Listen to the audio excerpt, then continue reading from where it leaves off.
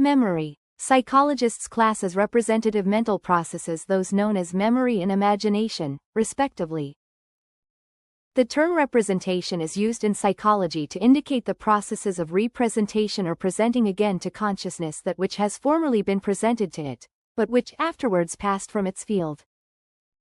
As Hamilton says, the general capability of knowledge necessarily requires that, besides the power of evoking out of unconsciousness one portion of our retained knowledge in preference to another, we possess the faculty of representing in consciousness what is thus evoked.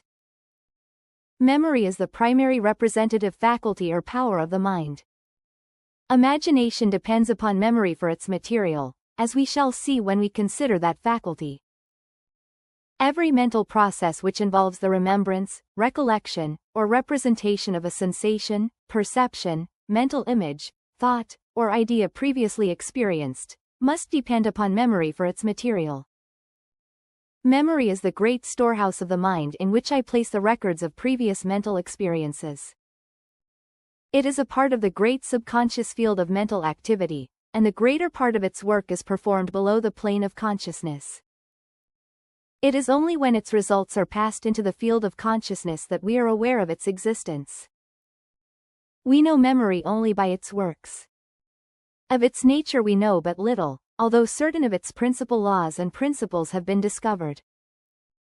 It was formerly customary to class memory with the various faculties of the mind, but later psychology no longer so considers it.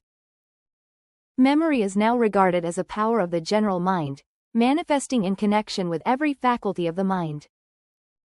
It is now regarded as belonging to the great subconscious field of mentation, and its explanation must be sought there.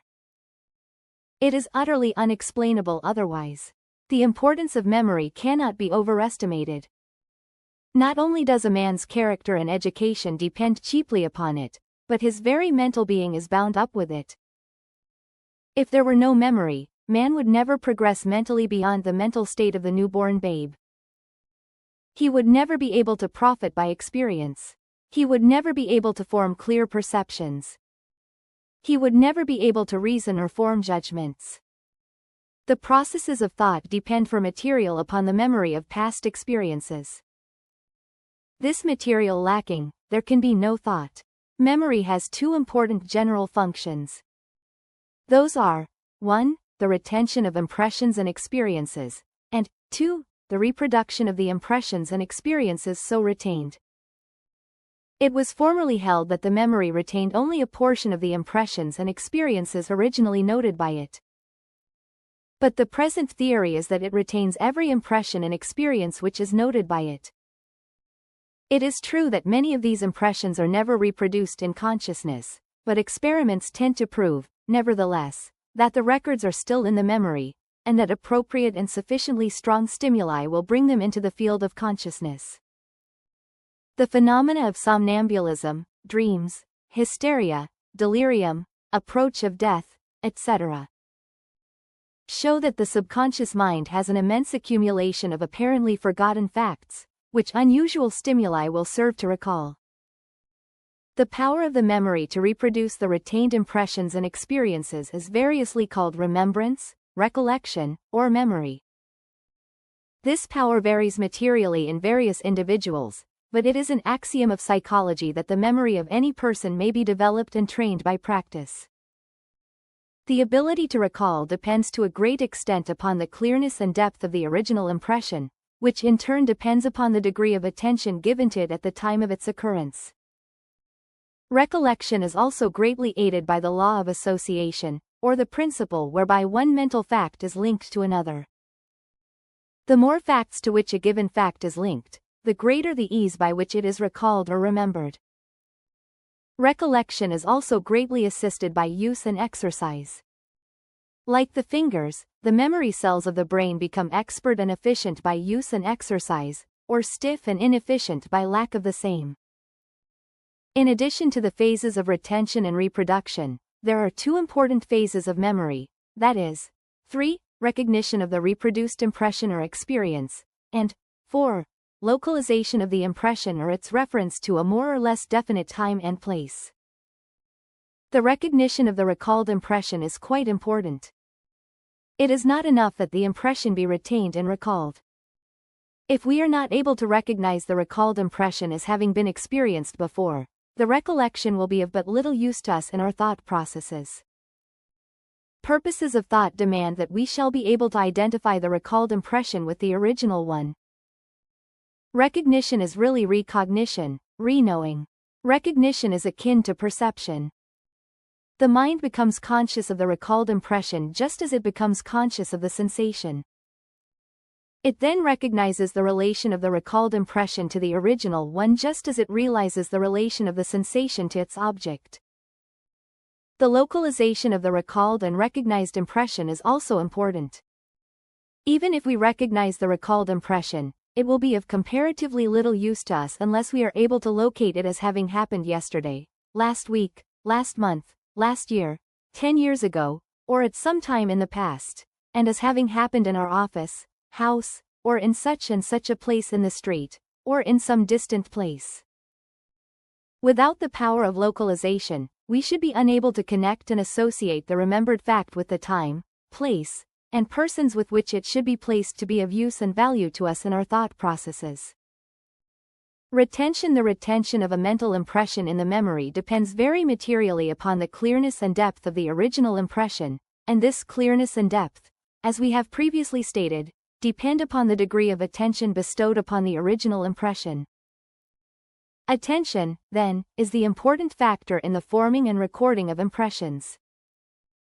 The rule is, slight attention, faint record, marked attention, clear and deep record. To fix this fact in the mind, the student may think of the retentive and reproductive phases of memory as a phonographic record. The receiving diaphragm of the phonograph represents the sense organs, and the recording needle represents the attention.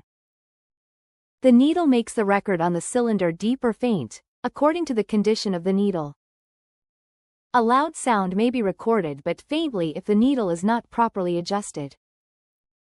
And, further, it must be remembered that the strength of the reproduction depends almost entirely upon the clearness and depth of the original impression on the cylinder.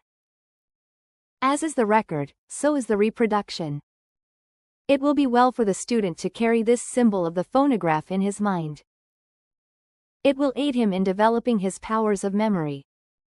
In this connection, we should remember that attention depends largely upon interest. Therefore, we would naturally expect to find that we remember interesting things far more readily than those which lack interest. This supposition is borne out in actual experience.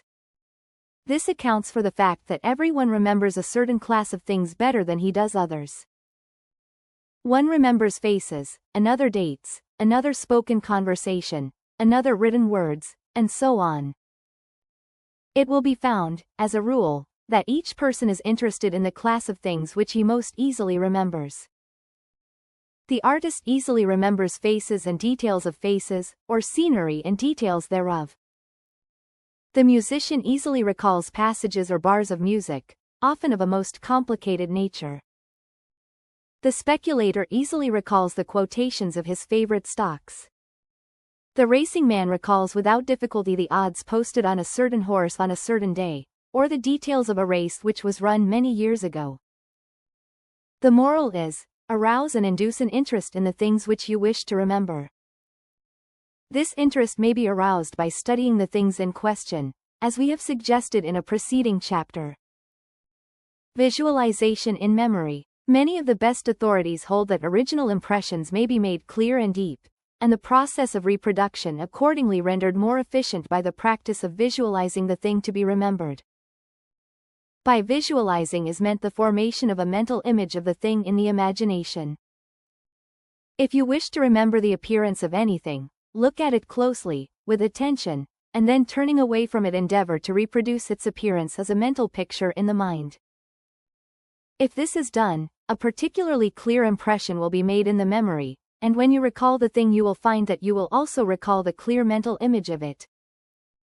Of course, the greater the number of details observed and included in the original mental image, the greater the remembered detail.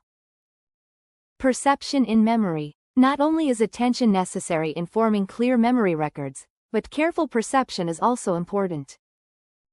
But without clear perception there is a lack of detail in the retained record, and the element of association is lacking. It is not enough to merely remember the thing itself.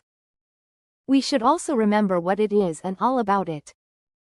The practice of the methods of developing perception given in a preceding lesson will tend to develop and train the retentive, reproductive, recognitive, and locative powers of the memory. The rule is, the greater the degree of perception accorded a thing, the greater the detail of the retained impression, and the greater the ease of the recollection. Understanding and memory. Another important point in acquiring impressions in memory is this, that the better the understanding of the subject or object, the clearer the impressions regarding it, and the clearer the recollection of it.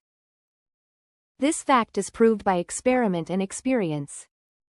A subject which will be remembered only with difficulty under ordinary circumstances will be easily remembered if it is fully explained to the person and accompanied by a few familiar illustrations or examples.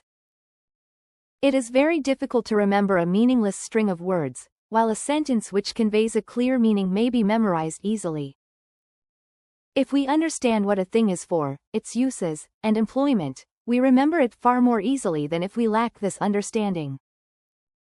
Elbringhaus, who conducted a number of experiments along this line, reports that he could memorize a stanza of poetry in about 1/10 the time required to memorize the same amount of nonsense syllables.